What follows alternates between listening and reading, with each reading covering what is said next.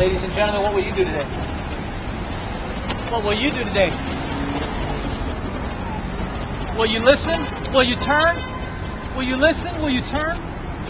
Will you listen to the gospel, or will you run from it? Will you turn from it?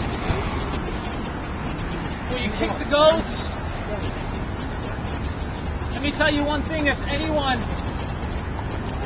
seeks to get upset, it's because you are convicted. You are convinced. You are convinced of where you will go today if you stand before the Lord.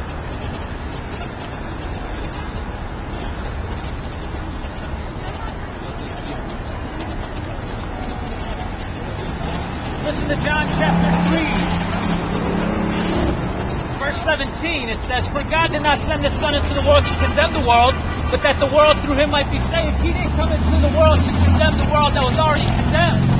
He didn't have to come here to do that. Man is condemned today in his transgressions. He's condemned already. Christ came to save you. Christ came to save you from that.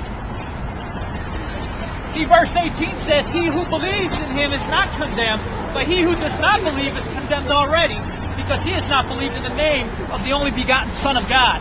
And this is the condemnation, that the light has come into the world, but men love darkness rather than light, because their deeds were evil. So if you don't come to Christ, it's not because of the message we give, it's because your deeds are evil. That's what John chapter 3 verses 17 and 18 says. Those aren't my words, those are the words of God.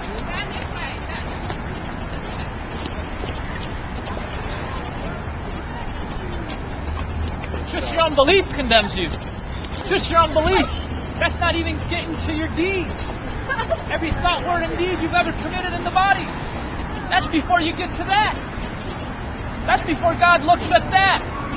Your unbelief alone condemns you. This is what Jesus said. He said He didn't come into the world to condemn it, because you are already condemned.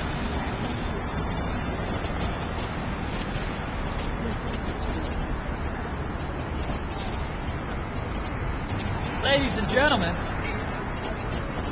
take inventory of your life. Look into God's law. Look in the mirror.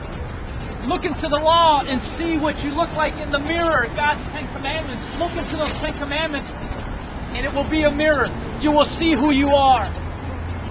You will see who you are. And when you see that, you will see your need for Jesus Christ. You will see your need to be justified. You will see your need to be exonerated. You will see your need for a Savior.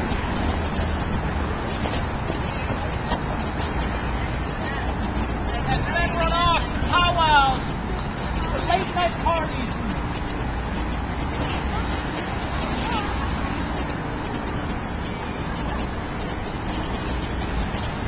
run to the Lord Jesus Christ.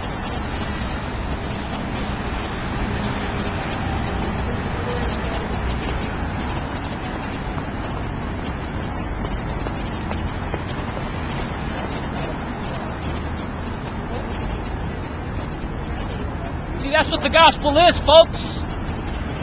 It's a proclamation of what? It's a message of reconciliation. That between man and God, there is a reconciliation. You can be reconciled to Him. You can be reconciled to the Lord. But it's only through Christ. It's only through Jesus.